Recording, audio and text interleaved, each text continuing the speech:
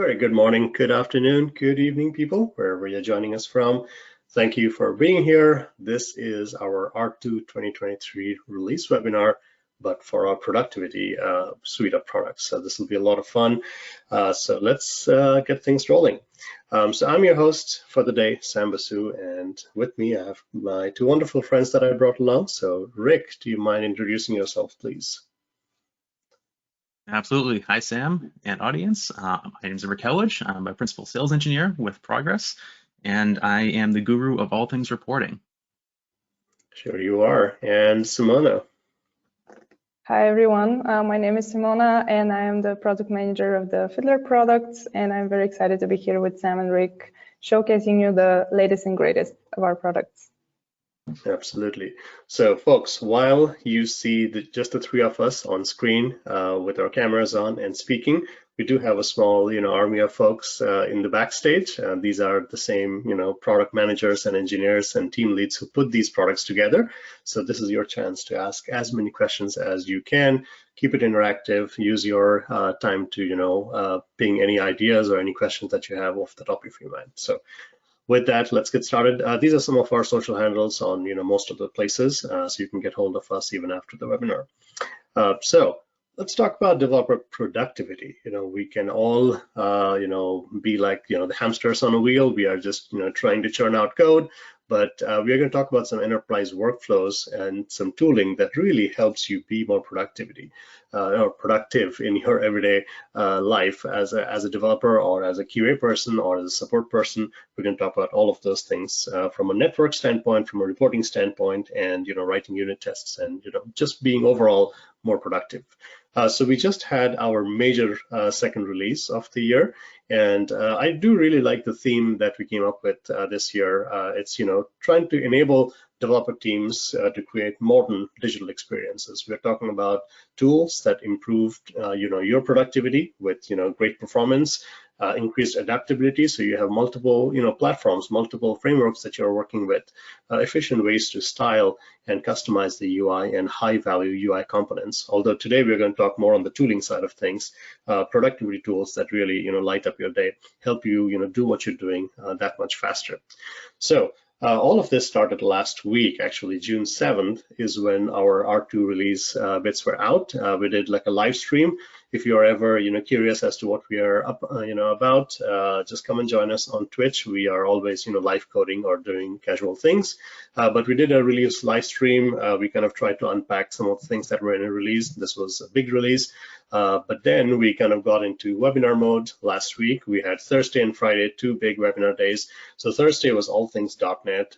My friend Ed and me got on to talk about all things Telerik UI for .NET developers across web, desktop, and mobile. There was a lot to unpack. And then on Friday, we had all things JavaScript. So we talked about Kenda UI across a variety of flavors for Angular, React, and Vue, and jQuery.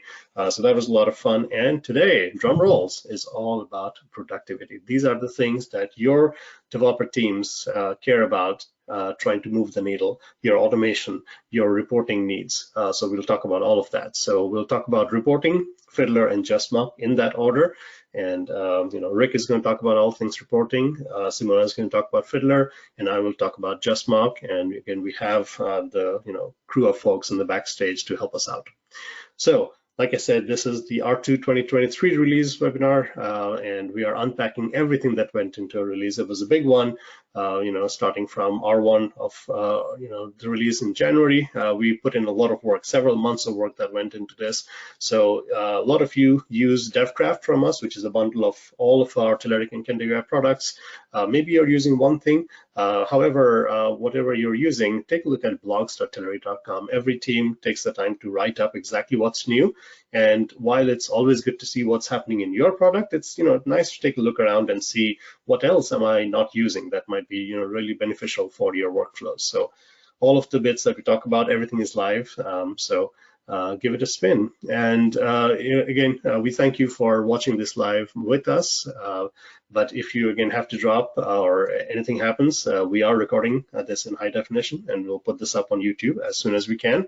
If you're on the socials, leave us a comment with the hashtag #HeyTelerik, and that way we'll have a breadcrumb. We'll follow up with you even after the release or after the webinar. So all things said, everything that Rick and Simona and me show you today, they're all live. They are the latest bits, and there are multiple ways in which you folks get the updates from us. If you're using something like Fiddler, it's a standalone thing. You'll get the update notifications right there, and you can just update. If you're using reporting or JustMock, you have multiple ways of getting it. Many of you use NuGet packages to go pull down the latest bits, or you use a control panel, or you can just log on to telerik.com and just download the installers and get going. So however it is that you do, go get the latest bits. That's what's going to light up what we talk about. And as we mentioned always, we genuinely care about your developer experience and the experience of your testing team and your supporting team. Talk to us. You should not be struggling in a silo. That's where the docs are to help you elevate your developer experiences. We also have lots and lots of demos that kind of try to showcase the latest and greatest for each product. And we're always listening. Feedback.telerik.com. If you see something that you would really like to add to our products, tell us. And all of the PMs are always listening, trying to understand what we need to do next in the next sprint or the next release. So talk to us. So that was all the housekeeping. Let's get down to business. And we're going to start with reporting here. Rick is super excited with everything that's in the release. But I'm the layman here. I always start off with the basics here. But before we talk about reporting here, I think we're going to try to keep this a little interactive. So we got some polls for you folks to just chime in on. In terms of reporting, let's understand where you folks are. So what scenarios best describe what your end users are expecting when you have an embedded reporting solution? Maybe you are trying to roll out a new reporting solution, or maybe you have just had this for a while. Do your users have a need to edit reports? Like, do you get business users who want to just edit, or are they okay with just viewing?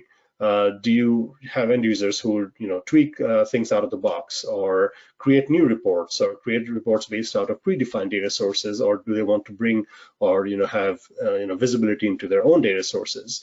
And then how do they want to create those reports? And then a lot of choices here. So tell us where you see your end users in terms of reporting solutions.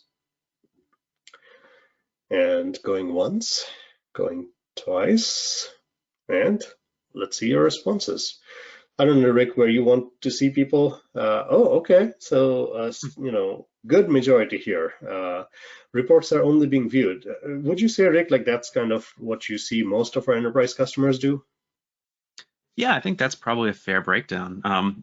Usually it's within an organization, we'll see these entire ratios. A good chunk of people will only view them, but within that same organization, there might be 10 or 15% that have to do some editing of those reports. Right.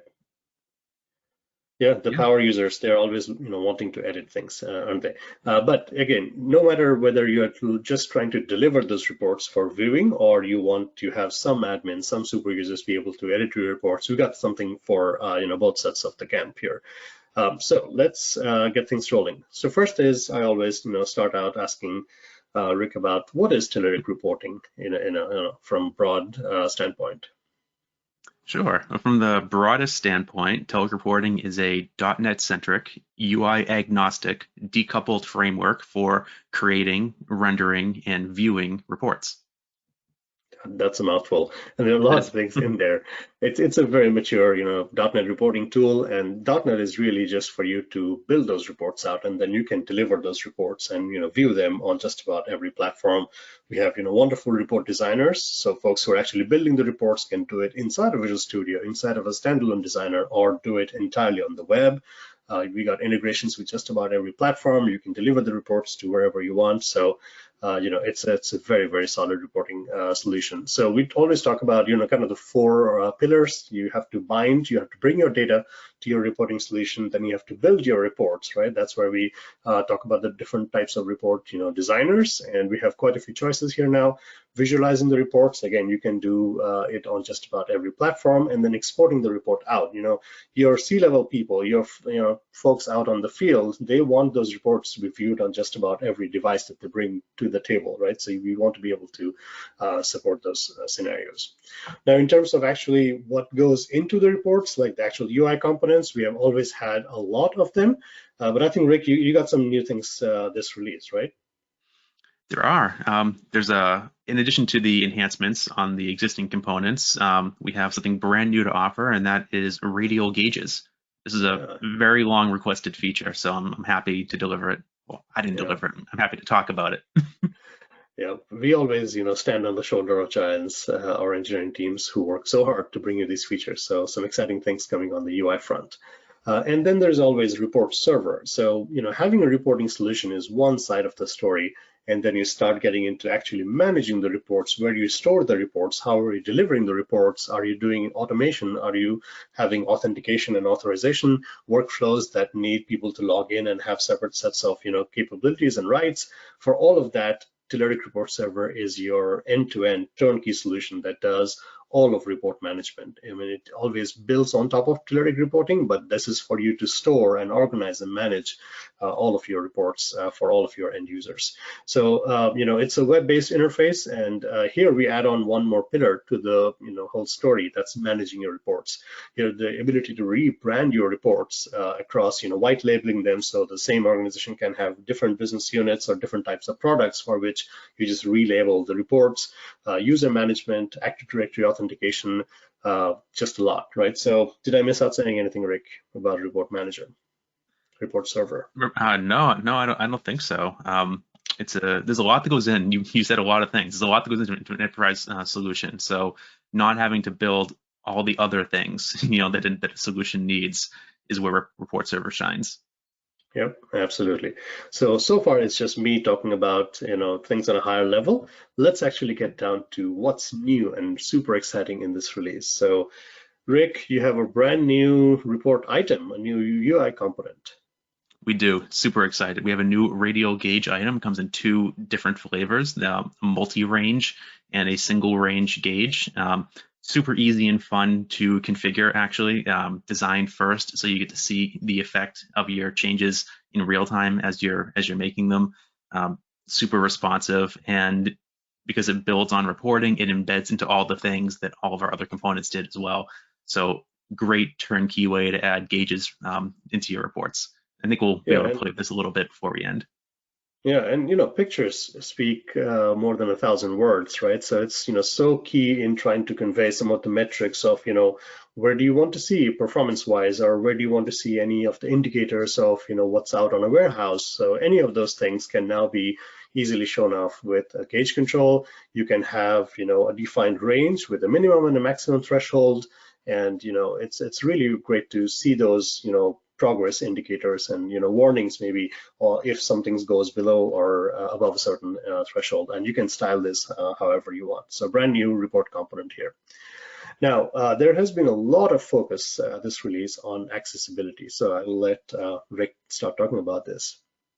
Sure. Accessibility is super important in any organization, and having the ability to turn on accessibility in a turnkey way is critical to business infrastructure. So in Telerik Reporting, we have always had PDF/A accessibility standards. I believe that standard was adopted by the ISO back in the 2001 to 2004 time range, so it's a little dated. There is a higher standard, PDF/A-1A, which is a much more stringent standard and was really created after the standardization organizations decided what accessibility even meant for non-HTML documents. So this higher standard is more stringent and is more well-defined. So we now support PDF/A-1A in reporting, and we are making strides towards the latest standard 2, which is PDF/UA, universal accessibility. That is probably going to replace at some point in the future /A. So we are future thinking and building towards that standard as well. Yeah, well said. This is all trying to include, everyone in the game, and this is so important. Like Rick said, if you are, especially have a government organization or any type of, compliance that you're trying to support, accessibility is going to be super important. And, we don't think about this a whole lot, Rick. Like it's always about, web accessibility, but there are non-web things, and PDF is one of the most universally used formats. So it's good to see support for some of these new standards. All types of assistive technologies is what we're talking about. Screen readers, so your users can consume the PDFs no matter what be their challenges. So that's good to know. And then there is more on the accessibility front. Yes, so we've enhanced accessibility in the web-based components too, with ARIA support and other accessible roles and report items, so that not just when you export to PDF, but when being used in the web in one of the various front-end report viewers, you have that same level of accessibility, screen reader support, keyboard navigation, and all that's available with a single checkbox to turn on all of those roles and features. So even if you don't turn it on day one, it's a simple switch to turn it on later.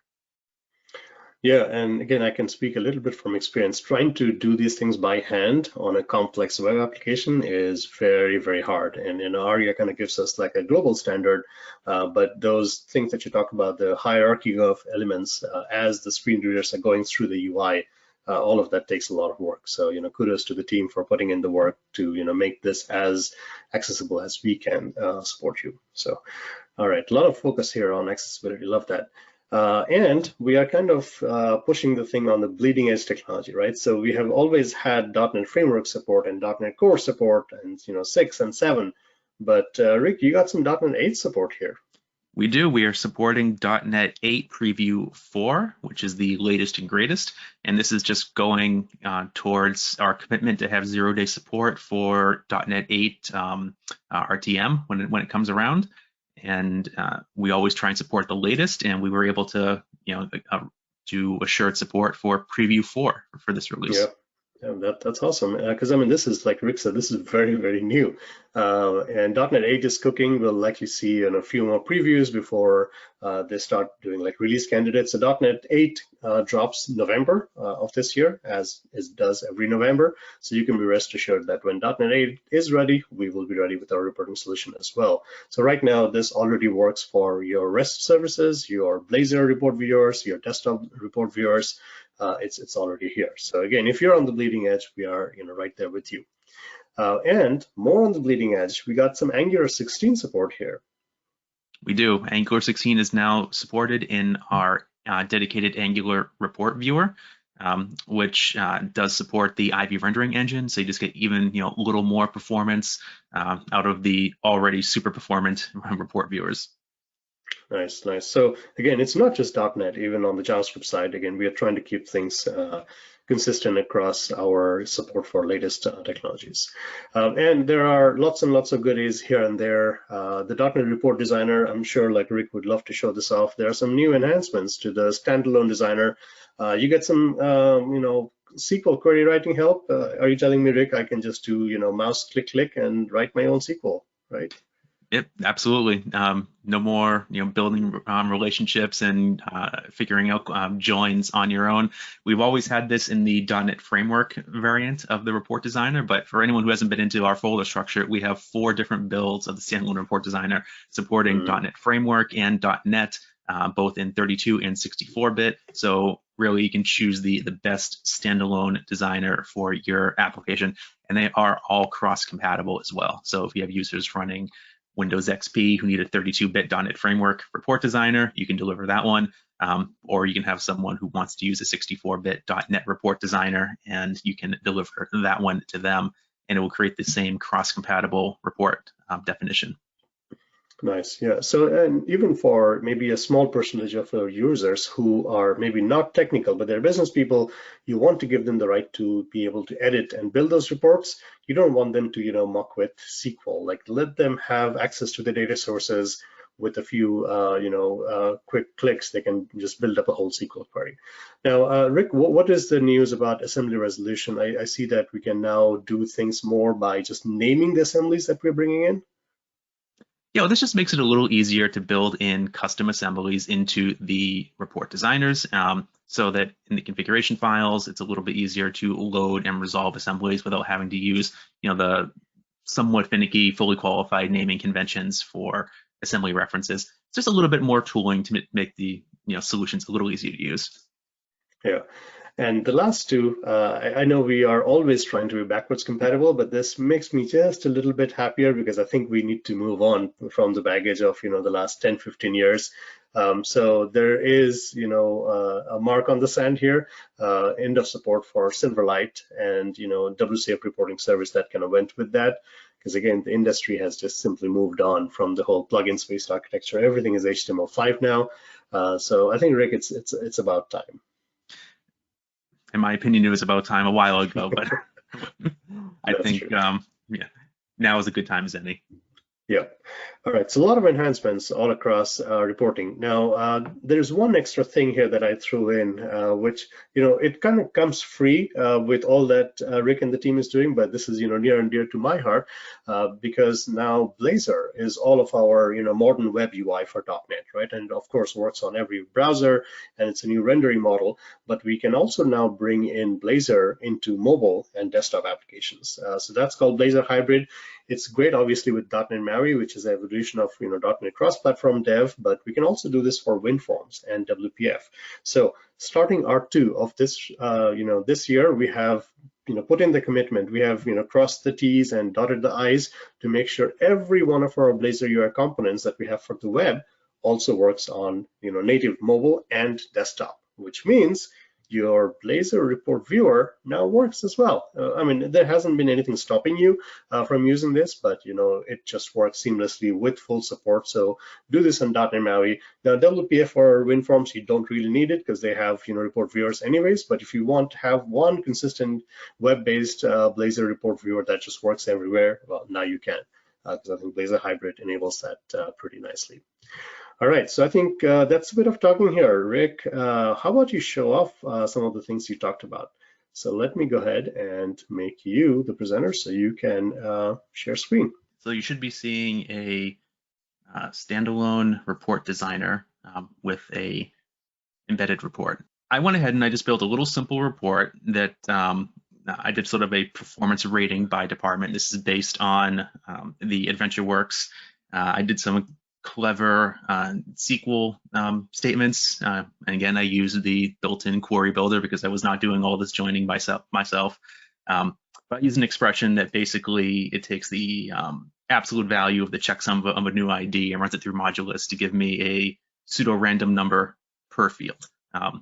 So this is a super fast way to get like a random number on each row in the range of 0 to 10, which represents the performance of a department.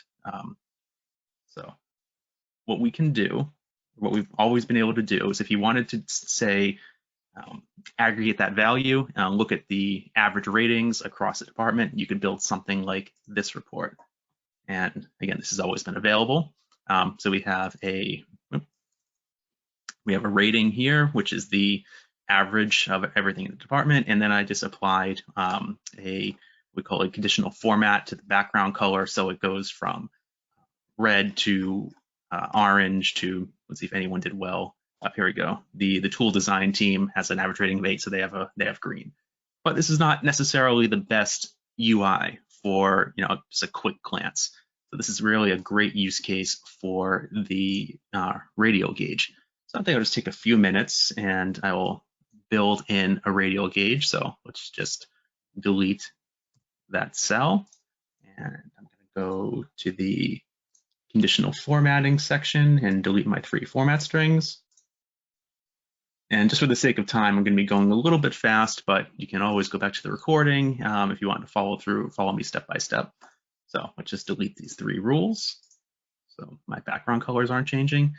Okay, now what I want to do is I want to take these 4 cells and I'm going to group them together. So merge cells, that creates one large cell. Give a little more room there. And now from the insert menu, you see we now have a radial gauge section. So nice little drop down, single range and multi-range. Since I previously used 3 segments, low, medium, high for performance, I'll use the multi-range. I'm just going to take this and click it, and you'll notice that it embeds automatically in my selected cell. And this is where before I was talking about how we're able to reuse a lot of the tooling that was already available. So the ability to add an arbitrary item and have it replace the cell in a table and then give you all the properties for that item was something that reporting already had. And because we build on the already super flexible API, we kind of get all of that for free. So this is something you could have done with a barcode or a picture box, but now we can do it with the radial gauge. So this cell has all the properties for the gauge. And so Rick, I was going to ask, like last release, I remember we did like the shared data source. Now, no matter what be your UI, they can all, come back and use the same data source. Yes. The shared data source was a great feature, and that is also still fully supported.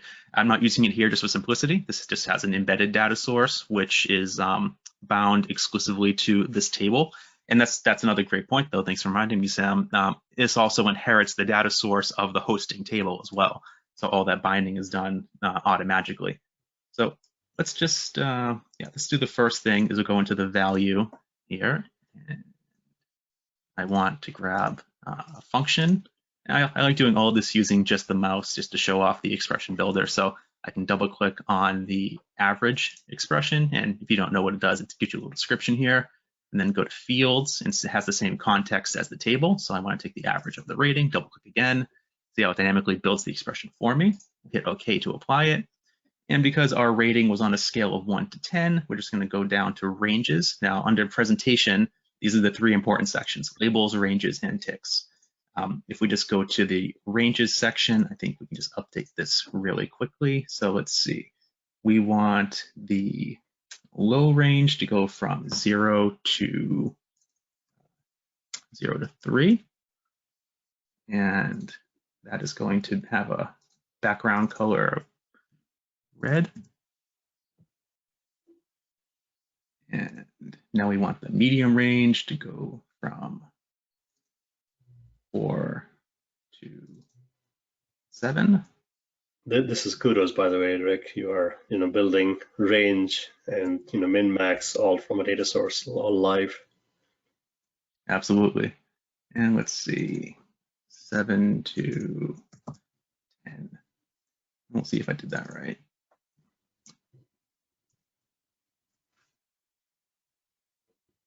Let's see. Oh, it looks like I need a little further with the first one. Okay, so let's see. We'll just go back. And this rapid iteration is really a great feature of reporting. Well, hang on. No, I want to bring the middle range down one. So yeah, I like that. As you're making the changes, it shows you a preview right there without having to run the report. There. And so I can see all the mistakes I'm making live, along with everyone else. Okay, I think that's pretty good there. So now if we just save, I just did a Control S and hit preview, we should get something a little more interesting to look at. So this is nice. Taking the averages here and applying it to the value, which will adjust the range. And let's just scroll down quickly and see if anyone is exceeding expectations. And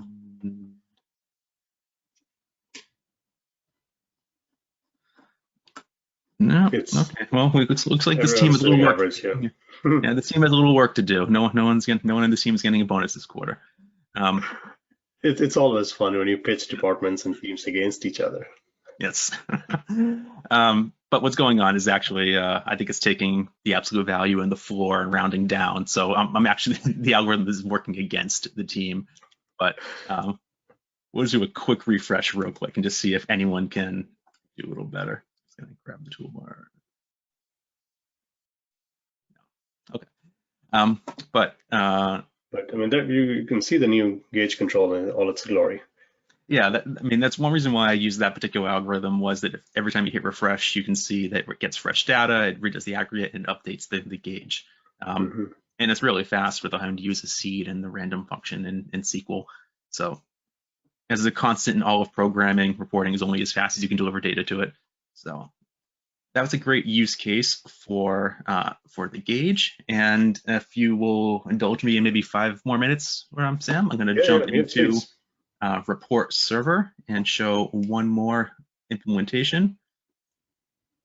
So I went ahead and I just built a different report. We're not going to build anything live, we're just going to be in the view mode for this one. But I thought what would be fun to do is I went online and I found a nice image of a dashboard, and then I removed the two gauges from the left and the right. The one in the middle is a static image, but then I just replaced these with our own gauge and spent a little bit of time playing with the styles, just to show how you can very nicely achieve different aesthetics using our gauge. So yeah, and anybody like maybe your executive management or folks out on the field trying to monitor the performance of certain devices, like this is going to be really nice to see. Absolutely, anything you can bind data against. It could be CPU performance levels, it could be storage, anything you want. But I thought it'd be fun to do something with .NET. So I mean, everyone knows that .NET really started with .NET 5 after the core range, so we can update that to 5, and all the needs will update. And it seems that our car here is going 55 miles per hour, and we're currently on .NET 7, so we can update that again. And now we're at the .NET 7, and our car is going 77 miles per hour. But since we're talking a lot about .NET 8 today, let's update it to .NET 8, and we'll see what happens when our car hits 88 miles per hour. Oh, look at that. Someone added a flux capacitor to the car. So 88 miles per hour, we're going to click on the flux capacitor, and Telerik Reporting, heading into the future, R2 2023. Oh, Rick is the best to sprinkle in all the fun that you can have with reporting. That's awesome. That's awesome.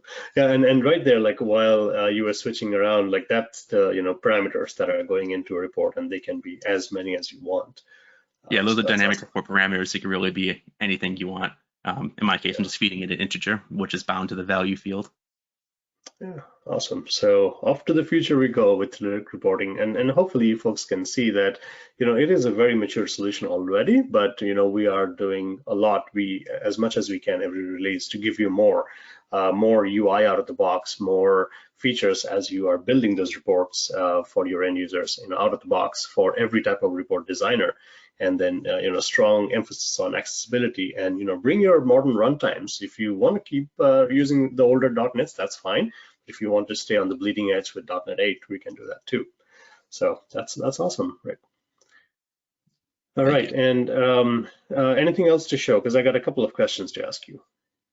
No, this is all I built. So ask away. So folks were asking, Jeannie Simmons in the chat room, WinForms, doing reports on WinForms, that should be doable. We got, report viewers for WPF and WinForms. You have a dedicated report viewer for WinForms. You can either connect it up to a report server, an online report repository, your own custom service, or you can actually embed the reporting engine directly in your WinForms application and do it completely offline. Yeah. Cool.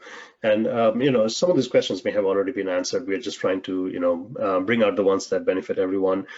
John Dubois was asking about Salesforce as a data source. Have you ever seen anything like this? Absolutely. So Salesforce offers a very rich API, and there's a lot of third-party drivers for it for connectivity. To be perfectly honest, I have never come across a data set anywhere in the wild that I cannot get into Telerik Reporting in one way or the other, because it supports either SQL queries if you have something you can run a query against. It supports web services if you have a endpoint you can authenticate against to deliver either XML or JSON data. It has connectivity for cubes. It has connectivity for arbitrary files. If you have something in a file and you want to bring in an Excel file or a JSON file, you can include it that way, which is also great for offline. And then there's sort of there's the catch-all, and that's the object data source, which allows you to build or insert a method call to anything that delivers data from anywhere. So any arbitrary, get my data method that will return something, preferably a collection of some sort, some kind of regular modern infrastructure, but it'll even go down as far as a data table. If you wanted to use something, a little more .NET Framework 2.0 style, you can go down to that, and it'll bind it directly into reporting. Yeah, well said. Pretty much any data source you can bring, any API. Any data source, any API, we'll find a way. We'll find a way to get the data in. Yeah. And then there are other questions in the chat room about, SQL Server reporting solutions or crystal reports. And, you do you. We are never going to, talk bad things about the other solutions, but take a solid look at what we have done in the, last decade or so. And if you are ready to migrate, once you see all the benefits, there's a lot of guidance. Talk to us, and then we'll love to help you out as much. So hopefully you see how our reporting solution is really generic, stands on a solid foundation of .NET, and lets you deliver reports to just about every platform or device that you can think of. Well said, Sam. Yeah. All right. So I'll let you, Rick, go back and maybe answer some more questions in the chat. And folks, keep asking away. This is your time to ask us as many questions. So with that, Rick, thank you for the demos. I am going to take control back. And we will move forward. All right. Now, I know people are just, waiting for this because it's Fiddler time. Simona is excited, and this is near and dear to, how I grew up as a developer. True, if you are from a, QA team standpoint or support team, Fiddler is so ubiquitous. Fiddler is something we have, known and loved for years and years, and it's just so encouraging to see how much the team is pouring in love and investment into making this even better for us. So, Simona, if you're ready, it is Fiddler time. How about you tell us a little bit about what is Fiddler as it stands today? Well, Fiddler, as most of you know, it's a network debugging proxy. It serves as a man in the middle between the client and the server. It lets you capture traffic and see all the information exchanged between the client and the server.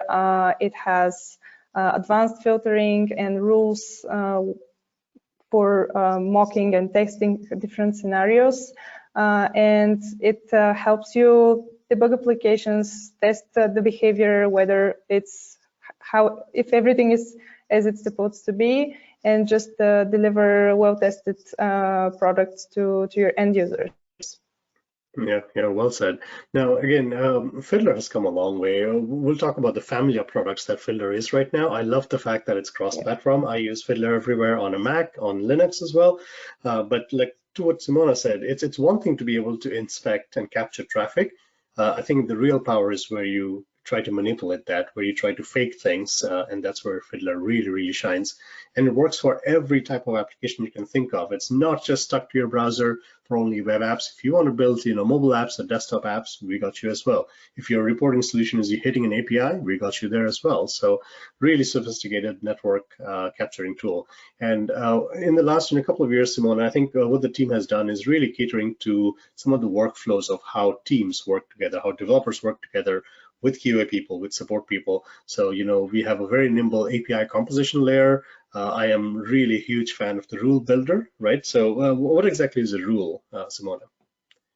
Well, you can do a lot of things with the rules. You can mark sessions that match specific criteria. You can modify requests, mock like different scenarios as mentioned.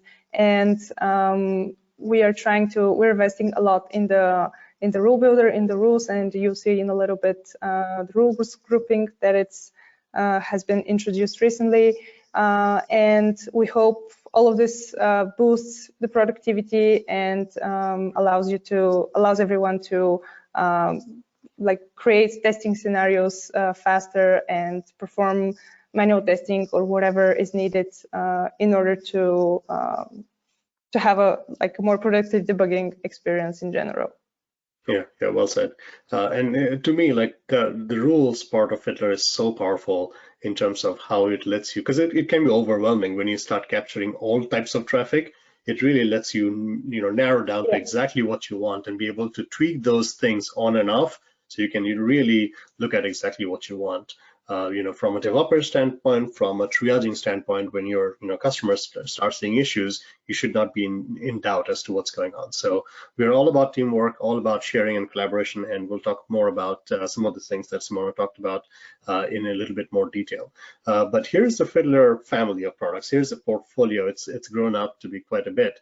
So the Fiddler, if you have used Fiddler, 10, 15 years back, that's what we call Fiddler Classic now. It's your, Windows-based Fiddler, and that's going to keep on working. But Fiddler Everywhere is getting most of our, love and attention. It is Fiddler cross-platform. It's really Fiddler written from the ground up, to make it work on Linux and Mac, because that's functionality that we kept on using or hearing our users miss out if you're on a Mac and Linux. Now it just works consistently everywhere. All of the features, there's compatibility across all of them, across frameworks. But then we also have Fiddler Jam and Fiddler Cat. So Simona, do you want to talk about these two? Yeah, those two are our troubleshooting solutions, and they aim to help you in whenever you have an issue and you want to send steps to reproduce. You just record what you're seeing and the issue that you're seeing. You send this to a support person or a developer, and they can easily see your activity and find out the root cause and apply fixing faster. Exactly. So Fiddler Jam is essentially Fiddler in the browser for your end users. So they can capture all of the traffic details, all of the session details, exactly where they've been clicking around, where they're moving around, and we ask for permissions before we do that. But all of this gets to your support teams first. They can really understand, is it really an issue or a bug, or is it just something the user is not doing right? And then all of that gets triaged into your into your features and bugs, and then finally the dev teams get involved. So a couple of layers to keep things more productive. And then Fiddler Core, all of this engine of Fiddler, it's available as an embedded embeddable .NET library, so you can light up your dashboards with Fiddler's network functionality.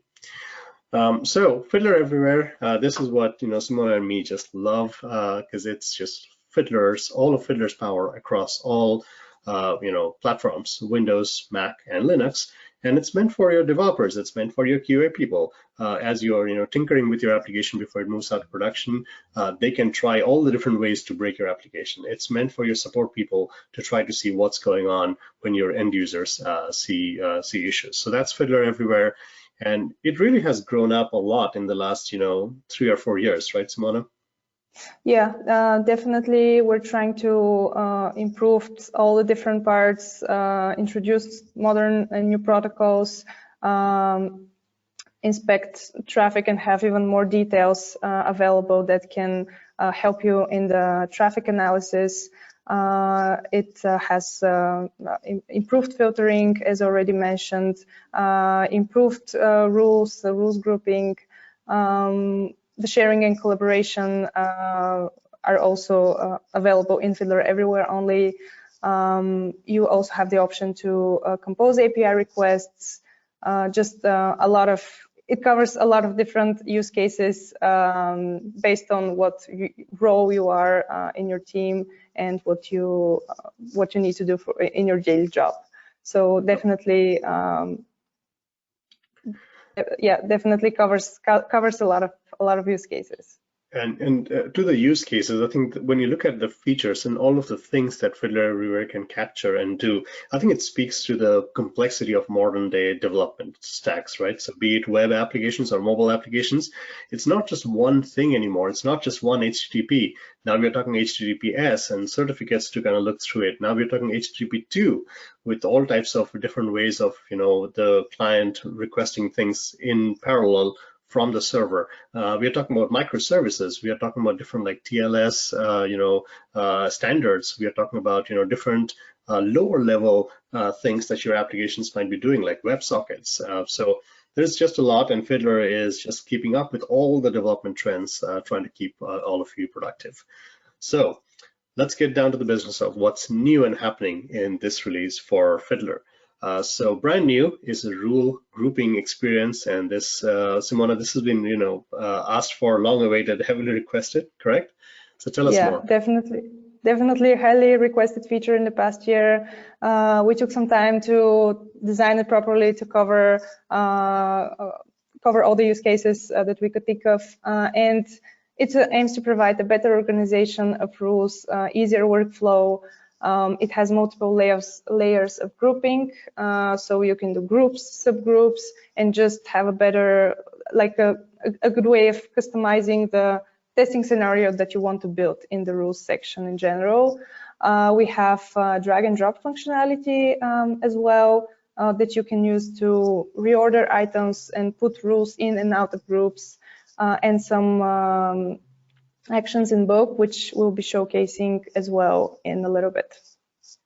Yeah, I love this because so many of these things you can, do things manually, but it takes much longer. Now it's just drag and drop. So like I have used things like this for performance tuning my application. Like if I'm, running a web application, I want to see, let's turn off images, let's turn off CSS, and let's turn off, JavaScript and see the impact. And then now you can do all of them in bulk and then turn things on and off. You can group everything together that talks about just the performance tuning of your app. So that's really nice to see. And this is how you can, get down to on a per application level. You can have rules, and the rules can also be shared between teams and multiple applications, right? Yeah, definitely. Yeah. All right, so a lot of good things here, and I'm sure Simona would love to show you some of this in action. But we have a brand new way of capturing, a brand new thing that we're now capturing because everyone's all in on remote procedure calls. So gRPC support, right? Drum rolls. Yep. So yeah, this is the newly added support for gRPC traffic capturing. This is a modern, efficient framework known for its high performance, popular for microservices, data streaming, and you can now troubleshoot applications that use this framework, perform analysis in the inspectors, and yeah, I'm excited for everyone to try this out.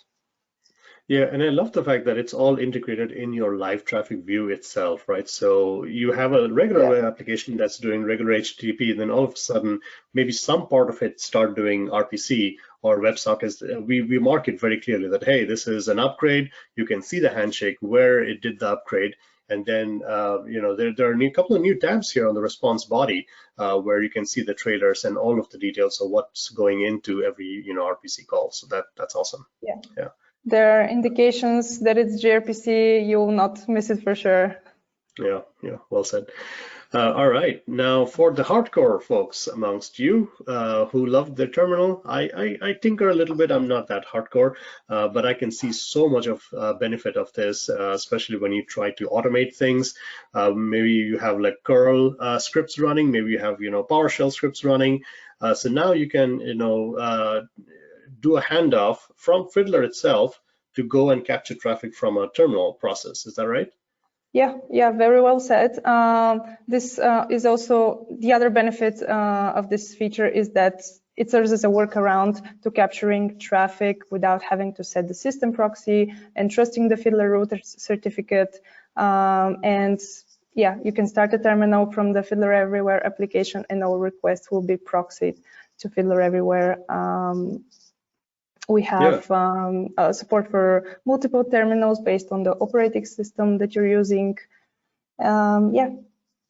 Now this is very powerful because like just as the GIF kind of tells you, like you don't have to go to the browser, you can just fire up a script from inside of Fiddler, like go to the terminal, fire up this thing, and it's going to capture everything from that process and bring it right back to Fiddler.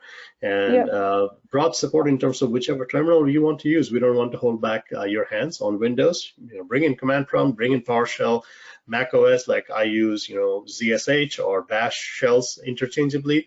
The Linux ones, again, this is hardcore. I don't even know what Xterm or console were, but they're apparently popular terminals on Linux, so have at it. So whichever terminal that you use, we are here to support you. Yeah, and so far we've only had the pre-configured browser option that served as such an alternative to capturing traffic, and now we've added another way of capturing traffic. So yeah, that's a good point. That's a good point because like, what if you are on a machine that is heavily locked down by IT and they just do not let you install anything without or at admin mode? Now you can just fire off something from Fiddler and everything in that process will be captured. So that's a good way of looking at it. Nice. All right, and we got some brand new things in terms of security and more options for users. So What's TLS? What's TLS 1.3? Okay, so another new protocol added in Fiddler Everywhere, the TLS 1.3 encryption protocol support. And this means that while establishing the connection between the client and Fiddler Everywhere will select TLS 1.3 if the client supports it. And similarly, Fiddler Everywhere will send TLS 1.3 in the list of suggested versions when negotiating the connection with the server, and will select and use the TLS 1.3 if the server supports it. Nice. So latest security, latest encryption, and again, Yep. whenever it's available between the client and server, Fiddler is just going to upgrade and let you use that. All right. Now, custom columns. Like I see a lot of things when I start capturing traffic in Fiddler. Maybe I want to focus in on one specific thing from a session, or can I also do my own column? True, you can do your own column now. I mean, custom columns, as the name suggests, you have the option to create your own column based on the requests and the response headers. You can also apply filtering to it directly in Fiddler, directly after you add the column.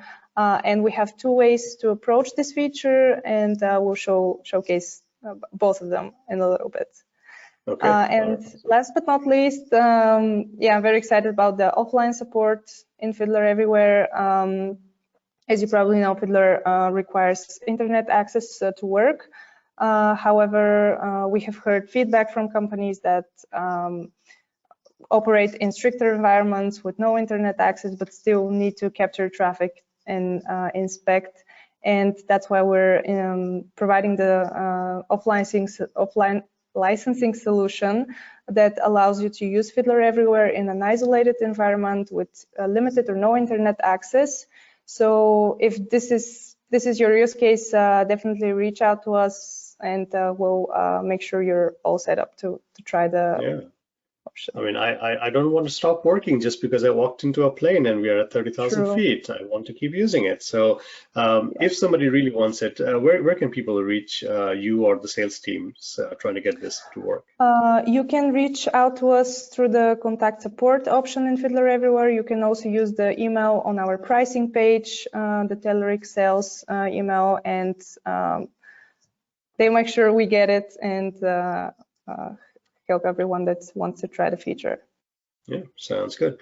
All right, why don't you show us some of this, because this is super exciting. So with that, I'm going to make you the presenter so you can share your screen. Okay, so as you can see, I have already captured some traffic. I will switch to the rules and show you the rules grouping functionality first. You can see I already have some rules created and some groups. So this is how the groups look like, and I'll just go ahead and create another group and just give it a name.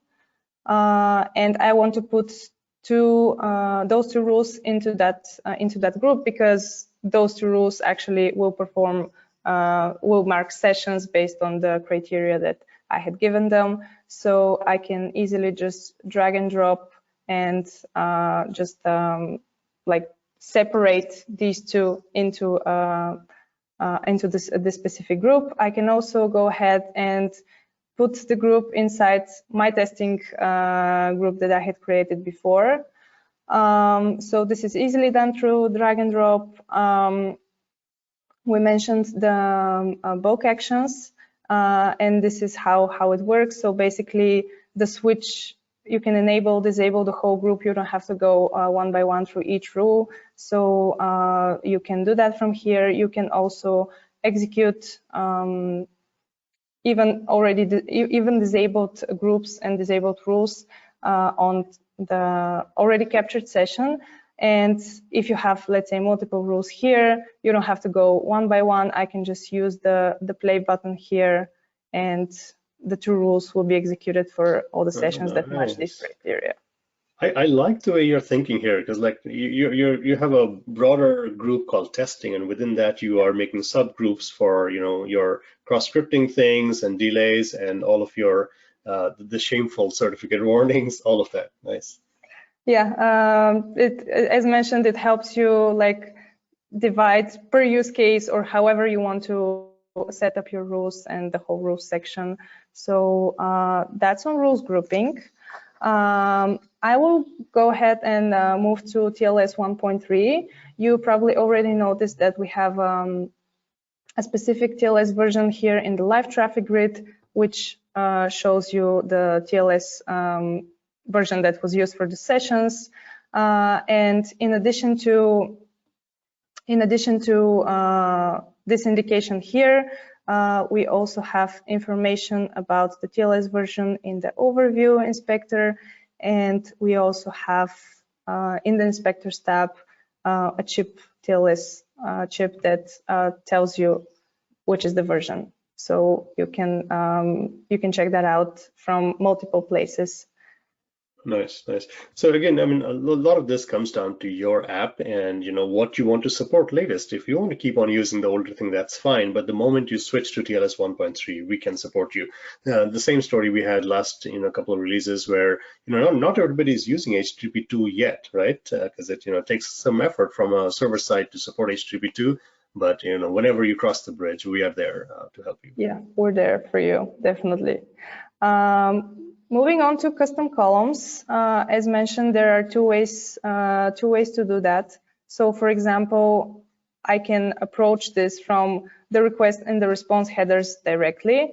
And if I right-click, I will see this add as a column option immediately, no matter if it's from the request or the response headers. So I can just go ahead and click it. I can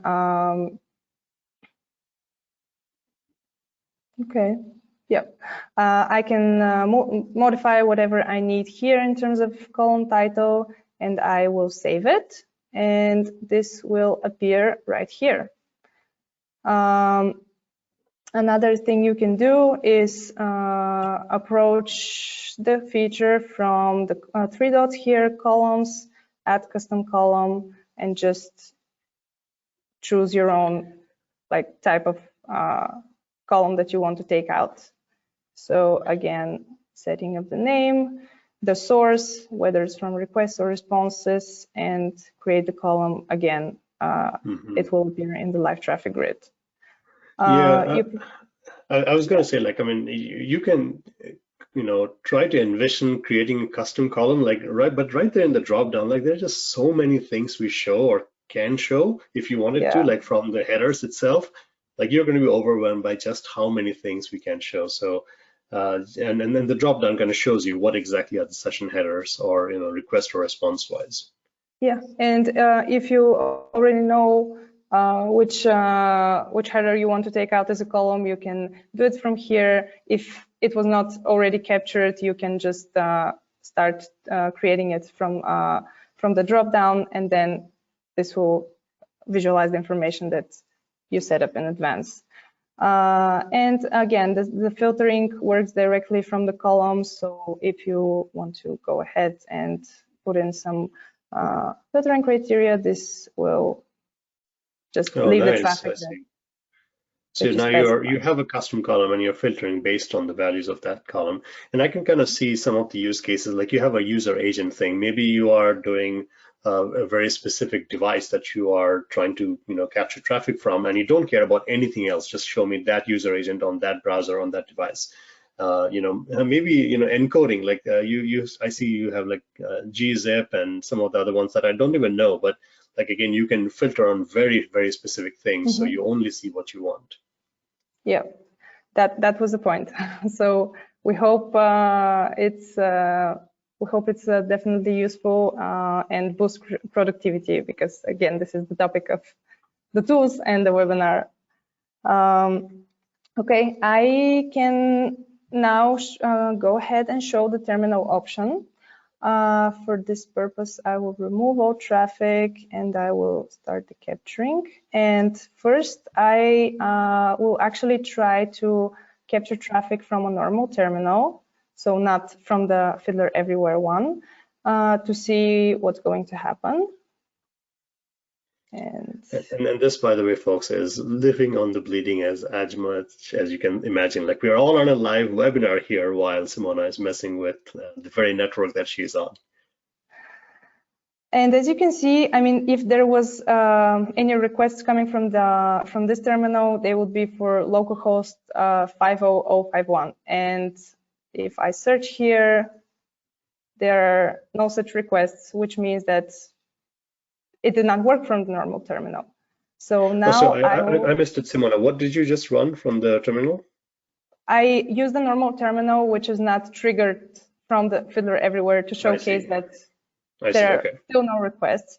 But I will now turn off the capturing, remove all requests here, and I will now open the terminal option from Fiddler Everywhere. And again, try to run my project in there. So it looks like you're running a Python application. Yep, and there we go. We can now see the two sessions made from the Fiddler Everywhere terminal that was started. And the reason, as you noticed, we're using Python for this project, and which does not respect the system proxy. And that's why we could not see requests from the other terminal proxy to Fiddler Everywhere. And since those are rather common use cases, that's why we decided to develop and implement this functionality in Fiddler Everywhere. And this is your workaround, and this is your way of actually successfully proxying the requests in Fiddler Everywhere, as you can see. Yeah, absolutely. And I can also kind of see this if somebody has a lot of automation. Maybe it's like a CI/CD script, or they have combined multiple things, multiple statements into a single script file that they're launching, and they just want to see what APIs are being hit. This is one way of just capturing only that. Yeah. As you can see, it isolates everything else, and it only captures requests from here. One more thing to notice is that we actually captured gRPC traffic. We have the specific icon here. Yeah. We also have indication in the requests and the response in the content type visible here. And I am now going to switch to messages and see what data we can see here. As you probably know, the gRPC protocol does not have automatic decoding, and it requires a protofile shared between the client and the server. However, in our hex viewer in Fiddler Everywhere, the text data could be visualized in a human readable way. So here on the right, you can actually see what the data in the message says. We have some zeros here, the first bytes which are system bytes, and they tell you the type of the traffic and how to parse the information, but then we actually see the text in a human readable format. Nice, yeah. You talk about being hardcore. You want to get down to the lowest level. Here's some hex. Make sense of it if your application permits. And I like the fact that the messages, and this is also true like for WebSockets, where once the handshake happens, it's not HTTP anymore, right? So you have to get down to the lower level, and then you see all of the messages being exchanged back and forth between clients and servers, or multiple clients if it's microservices. So gRPC support is here and done. Well, I mean, it's still in beta, right? Yeah, it is. We'll soon be adding also the option to share this protofile that I mentioned, so that you can also decode traffic this way. But so far, the hex view, the hex inspector is definitely useful in that situation. And you might know, but there are different streaming modes of gRPC, and Fiddler Everywhere supports all of them. In our case, we have server streaming, but you can also do client streaming, no streaming, or bidirectional streaming as well. So those are all covered with the gRPC capturing feature in Fiddler Everywhere. Nice. I mean, I see all of it working. I mean, maybe we're just growing in confidence before we call it done, but this is amazing to see. Yeah, a few more things I can mention, small ones, but that still could give some useful information to everyone watching.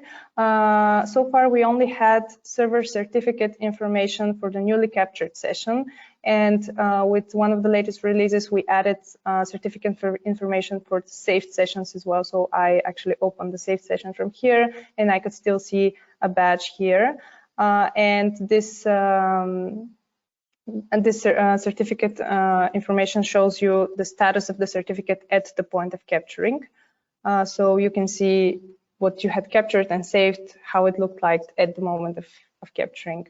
So yeah, that's on that. And one more thing that I wanted to show you is when you're trying to open websites that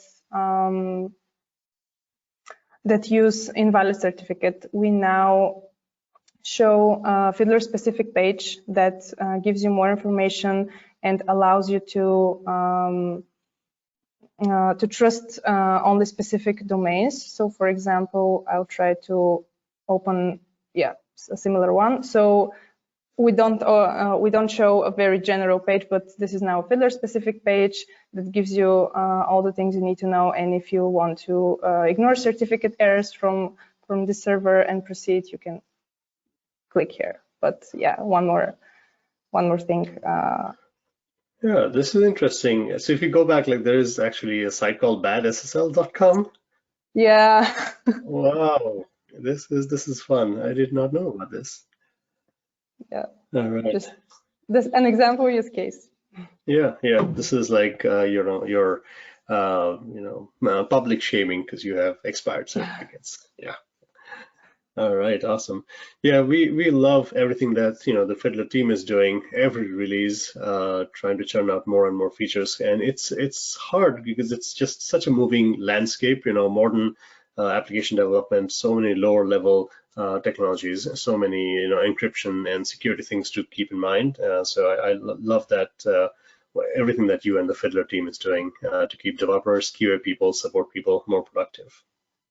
Thanks. It's definitely, I mean, we listen to everyone's feedback, feature suggestions, so that helps a lot in shaping the roadmap and what comes next. So keep that feedback going.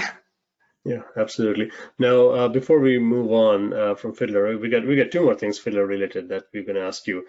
First is a question for you, Simona, which I think we get asked almost every release. But Srinivasa Yadlapalli was asking if Fiddler, like, what's the relationship between Fiddler? Is it subscription by itself? Is it tied to DevCraft in any way? It is a subscription-based product, and it's separate from the DevCraft bundles that we offer. And you can, if you open the pricing page of Fiddler Everywhere, you can see the plans that we offer. We have a pro monthly and annual subscription, and we also have an enterprise plan. So whatever suits you best. We also have a 10-day free trial. So once you decide this is the right tool for you, you can choose whatever plan suits you well. Absolutely, well said. All right, Simona, some very brave demos there while you are live on the network. So kudos to you. Anything else to show, or we should switch back to a poll? We can switch back to you and to the poll question. Right. Yeah, so after everything that Simona showed you, let me see, can you see my screen yet? Yeah, there it is. All right, so we did see quite a bit of network here from a Fiddler standpoint, but here's a quick poll question. We're checking if you are sleeping or not. No, it's just trying to keep you interactive, and that way the team knows where you folks are at, right? So what's the most used approach that you are using right now for capturing traffic in Fiddler Everywhere? Or maybe if you're not using it and this is suddenly lighting up some light bulbs, oh, this can do so maybe we should go use it. But we want to know what you want to use first, or what you're using the most. So system proxy that captures all system traffic. That's a broad use case for many people. Browser option that captures traffic via a specific browser instance. Maybe you don't want it to be all over for all applications, not a full network proxy, but just one application on one single browser. We can do that. Terminal option, so exactly what Simona just showed you. You're launching something else from Fiddler and you're trying to capture everything that's going off on a certain terminal process on a certain application that's running on or from any of the terminals, Windows, Mac, or Linux. or I need to capture traffic from remote devices primarily. And I can see a little bit of that because I do some of that for iOS or Android, or maybe you have like maybe an IoT device that's still sharing the same network, and you want to route that traffic through Fiddler Everywhere as well. So tell us what you think is the most beneficial to you right now, or if you're not using it, what would you end up using this the most?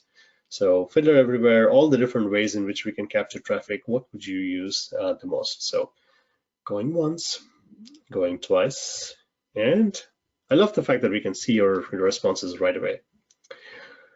All right, so Simona, this might be a bit of a surprise, or maybe it is something you expect, but yeah, browser instance. A lot of people are, using the browser, the standalone browser to just fire off an application and only see that traffic. Yeah, definitely. You mentioned that the first one might be the most common use case, but as we can see, people take advantage of narrowing down the traffic and using that browser option. So I'm glad to hear that's working. And good to know where we should be focusing on, and in terms of improvements and next steps. Absolutely. All right, so Simona, thank you so much to you and the team for all the things, Fiddler, and all the things network debugging that you make life so much easier for so many of us. All right, so we're over an hour here, so we'll watch your time a little bit more. I guess I got like 15 more minutes. Let's switch gears one last time, and let's talk about JustMock.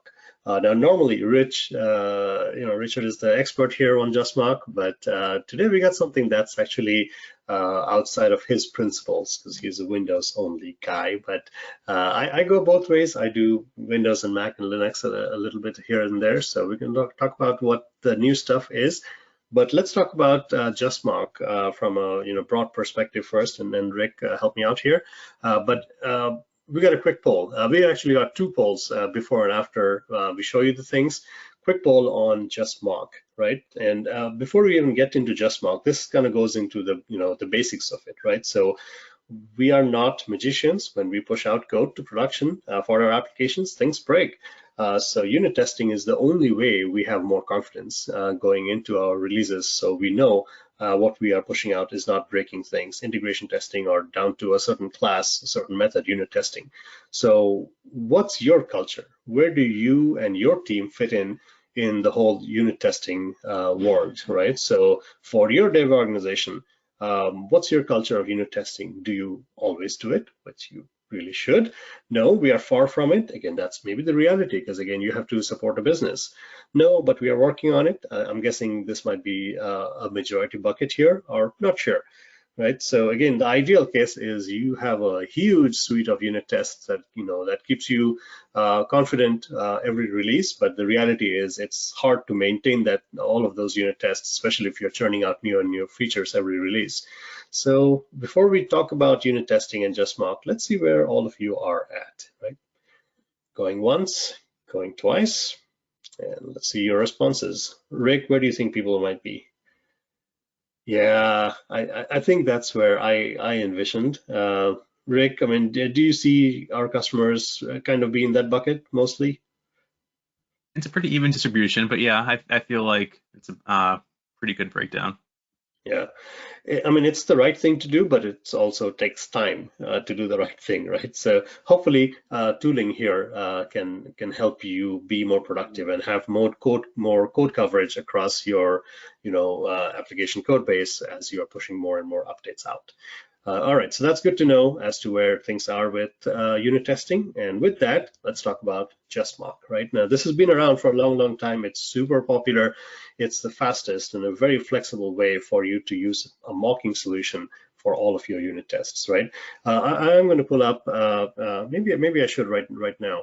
I really love some of the definitions that are on our docs here. So I'm on the docs.telerik.com. I'm looking at, JustMock documentation. I really like some of the simple definitions. So mocking is a concept of unit testing where real objects are substituted by fake objects, right? So you can imitate that behavior. Maybe you're making a database call, maybe you're making a service call that does not need to be tested because you're trying to test just your isolated bit of code. So you can focus on what that unit test needs to do. So you can fake out everything else that's not important for that that piece of code. So that's what mocking is, and that's where Fiddler or JustMock has always been. So it's a solution that is for you to remove the hassles of unit testing. You get to mock everything, every type of .NET code that you can think of, we can mock. Interfaces, classes, sealed, public, everything we can mock. And it helps you, see more things when you're mocking. So debug windows and additional information that lets you see exactly what your mocking code is doing. Comes with our support, comes with increased code coverage and all the good things. So here's a quick look at most of the bigger features of JustMock, and you can just see a lot of different things we can do. So mocking everything: interfaces, linked queries, sealed classes, static, public, non-virtual, generics, delegates. Rick, do you have anything that you particularly are fond of? I mean, I do fairly simple mocking. So the depth that's provided here, I barely scratch the surface. The ones I find myself using the most are when I'm building unit tests around sort of user authentication or user creation. Because if you have a user and you create it, and then if you do it against your real data, and you try to create it a second time, now you have a different case because the user already exists. So you just broke a unit test. So being able to mock that process is something that I do quite frequently. Yeah, absolutely. And some of the more things the docs talk about, I also like how, let's get into some of the basics of mocking. So this is, true and tried and tested over time. The 3 A's: arrange, act, and assert. This is how you write unit tests. So you set up a testing object, prepare all the prerequisites, then you do the actual work. And this is where, JustMock comes in and tries to fake out everything that you don't need to see, and then you assert. Make sure the results match what you're expecting. So those are kind of the fundamentals of mocking. So again, JustMock works for any type of .NET code, any type of unit testing framework. So MS Test, MS Build type frameworks, NUnit, XUnit, you bring it, whatever editors you want to be, we are right there with you. This is also particularly useful for CI/CD pipelines. Maybe running your unit tests, and probably it should be part of your build pipeline, right? So whenever you push code, you run a whole set of unit tests, and you see those results maybe in Azure DevOps or any other type of build system that you have. And you want that script to be a part of your build pipeline. So we can do all of that, and all of this has been building up for quite some time now. So it's very, very feature rich. However, we are here to tell you that none of that changes, except now it just opens up to more people, right? So JustMock has traditionally always been .NET and a Windows centric product, because that's where the power comes from, Visual Studio and all of the tooling. But again, the modern reality is, and this has been heavily requested because modern developers are not just stuck to Windows. I do a lot of .NET development from macOS. Maybe you are hardcore, you are doing stuff on Linux. So we are here to try to include everybody. And again, this is our first step, first markings on the sand.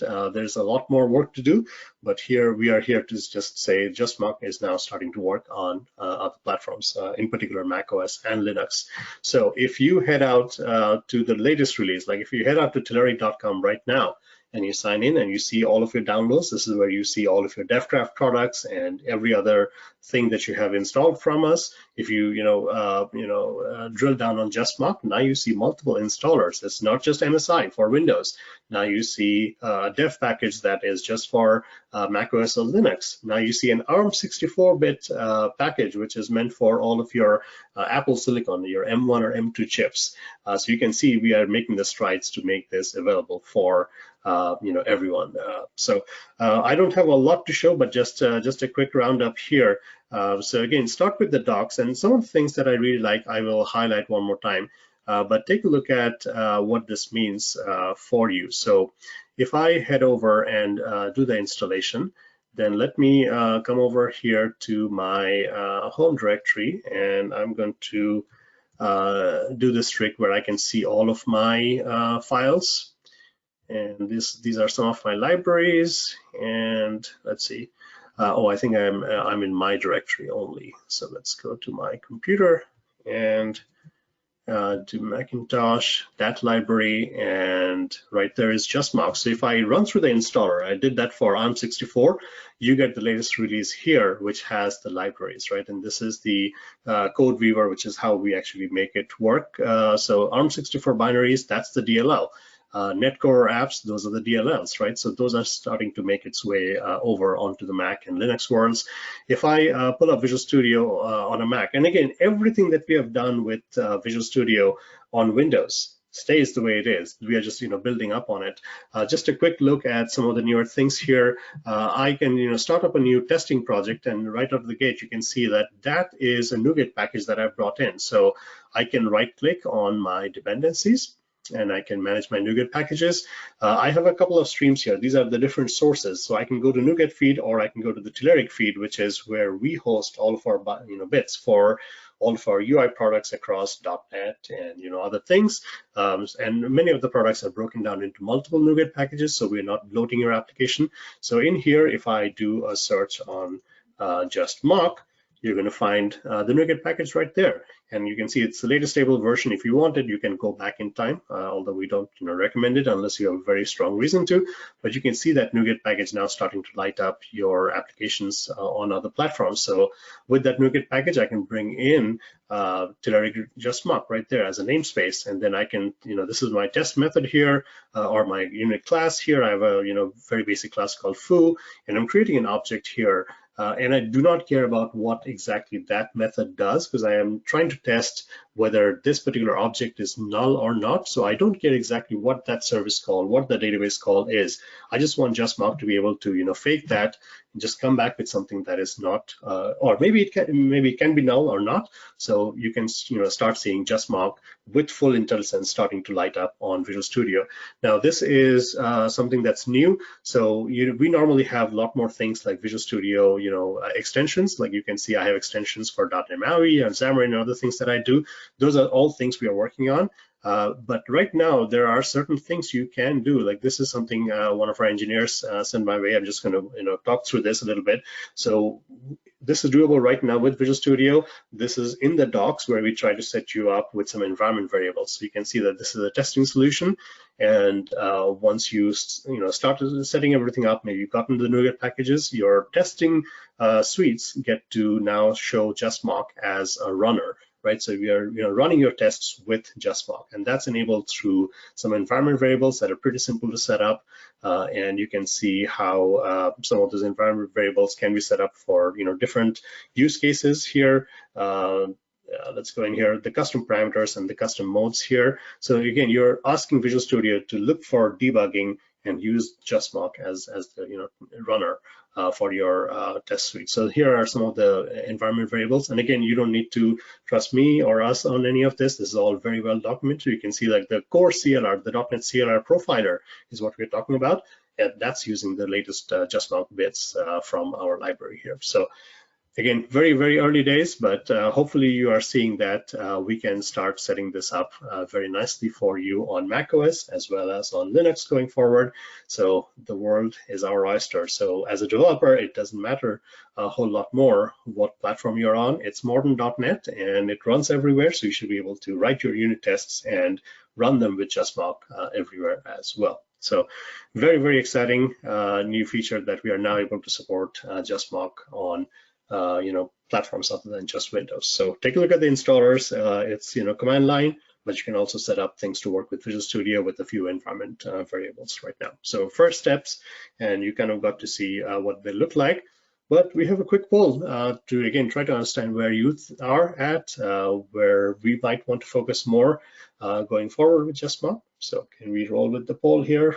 So what are you using right now? Hopefully, and Rick has talked about this, every release we have so much of new functionality, like the debug windows, the ways we assert things in JustMock, they just keep on growing every release. And this release, we are not changing any of that. We're just saying, let's open it up to usage on macOS and Linux as well. So that's a big deal. But in terms of just where you folks might be in terms of a mocking tool, if you have a battery of unit tests that you want to maintain, and things are getting difficult to start testing and mocking every time you push out a release, are you using a mocking tool? And do you see the benefits? So yes, I do, and hopefully you are using JustMock. If you don't, do you see the benefits here that JustMock can offer? But no, maybe you're planning on, and that's fine. And if you just don't know what a mocking tool is, hopefully this gives you a way to, light up a, light bulb and go check out what some of the documentation is, what a mocking tool can do for you. So tell us where you are. Are you using a mocking solution right now? Going once, going twice. And let's see your responses. All right, no, but I plan to. That's good to know. That is really good to know, because again, I've been on both sides of the fence here, and Rick, you can speak more about where you see your customers, but I have been in dev teams where we did not write much unit testing at all because we were just always under the gun trying to deliver features. And then I've been where we are striving to have as much code coverage as possible, and a mocking tool really, really helps. So if you are not using one today, but you're planning on, here's your initiative or incentive to go look, right? So Rick, I know you're a big fan of JustMock on Windows, but we wanted to switch it up just this one time. Going forward, it will be back on Rick's code, but he's a Windows guy and I'm a Mac guy. We're not doing the I'm a Windows or I'm a PC versus I'm a Mac commercial, but we have our preferences, and the point is it should not matter anymore. Hopefully, this is our first foray into supporting JustMock outside of Windows.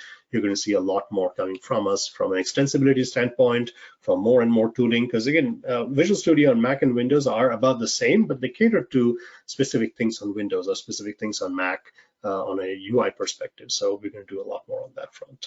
Simona and Rick, while I was talking, any questions that I can answer or that you wanted to highlight and answer? I see one from Jeannie Simmons here. Is JustMock used instead of unit testing? Okay, that's a great question. So Jeannie, no.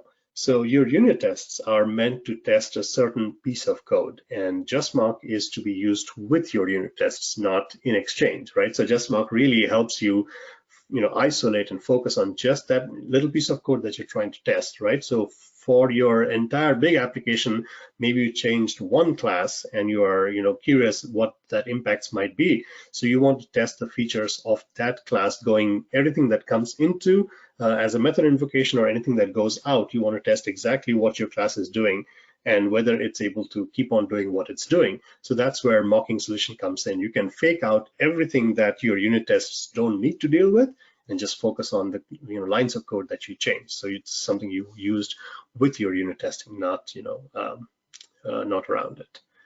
Ajmal Khan was asking about Test Studio. Oh, this is going to be interesting here, Rick, because that's a whole other beast. Yeah, that's a whole other beast we never talked about because it's just so much, right? So the point here is if I, let's see if I'm still sharing screen, right? So if I can head over to my browser here. So if you look at all things we do, so this is all of the UI components that you mostly see, because now you're on Telerik.com. If you see Kenda UI, you see more of the JavaScript things, but you see all of our products, right? So all of the web stuff, these are all our UI components, all of the mobile stuff, all of the desktop things.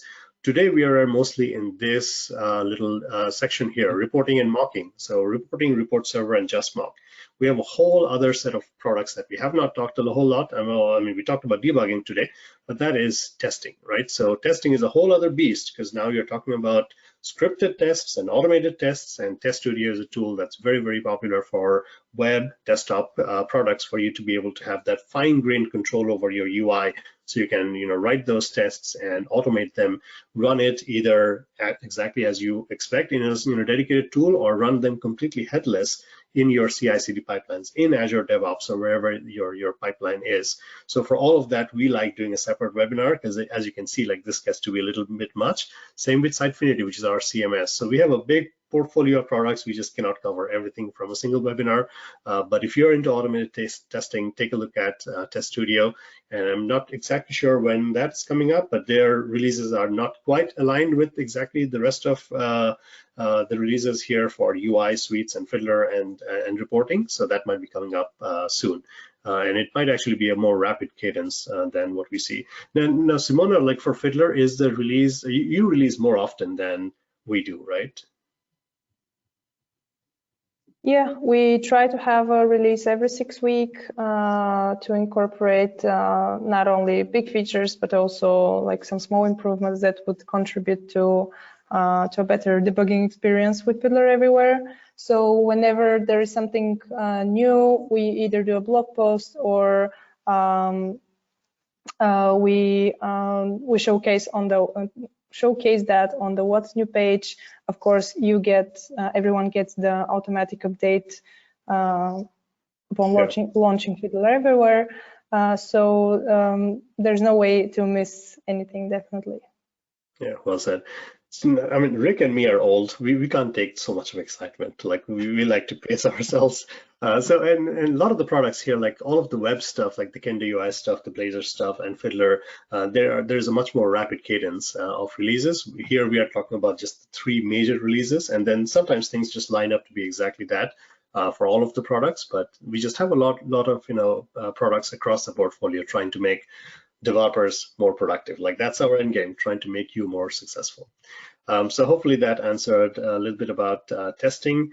And I know there's a lot more questions here that hopefully has been answered by our set of crew in the background. More questions about DevCraft. That's our bundle that includes everything, and you get everything that we talked about out of the box, with the exception of Fiddler and Sitefinity, and some of those have their own ways of subscription and licensing. But yeah, I think that's most of the questions that I see. Anything else from you, Rick, Simona? Nope, I don't think so. All right, so folks, thank you so much for hanging out with us first up, and for all of your questions. Hopefully this was a good utilization of your hour and a half, and we are able to answer most of the questions here that relate to productivity. Like I said, there's a lot more to what we do, but for this major release, we talked about all things .NET, we talked about all things JavaScript, and we talked about all things productivity. Hopefully you see that with reporting, with Fiddler, with JustMock, we are catering to those outside of just the UI part of your code. We're catering to enterprise workflows. Reporting is such a key functionality that's required of so many different types of applications, and now you can deliver it to just about every device. You have all the modern tools to build your reports from any platform or web browser if you wanted to, so a lot more power to you. Fiddler is bringing its A game to let you debug just about any type of traffic and be able to manipulate that, have all of the bells and whistles to filter out exactly what you want to see, and then also be able to see what your users are seeing. So a big thank you from us in terms of just hanging out and your time. Again, feel free to reach out to any of us, and a big shout out to our support crew who's in the back channels trying to answer all of your questions. We are always here for you, so ask us questions, give us feedback, tell us what you want us to work more, and we are just here to enable your success. So hopefully this was a good use of your time. You can hopefully see that we are trying and striving every release to give you more out of the box so you're more productive. And just to thank you from all of us here, I think that's it for this release in terms of webinars. And so hopefully you have a solid set of ammunition to go be productive for the next few months, and we'll see you around for the next 3rd major release of the year. And in between, we have service packs, we have products with more rapid cadence of releases, but hopefully all of this is trying to make you more productive. So that's it from us, and thank you so much, Simona and Rick. I appreciate your time as well. And thank you. Of course, thank you. That's it from us, folks. Be well, be productive, and we'll see you next time. Bye. Bye-bye. Bye-bye.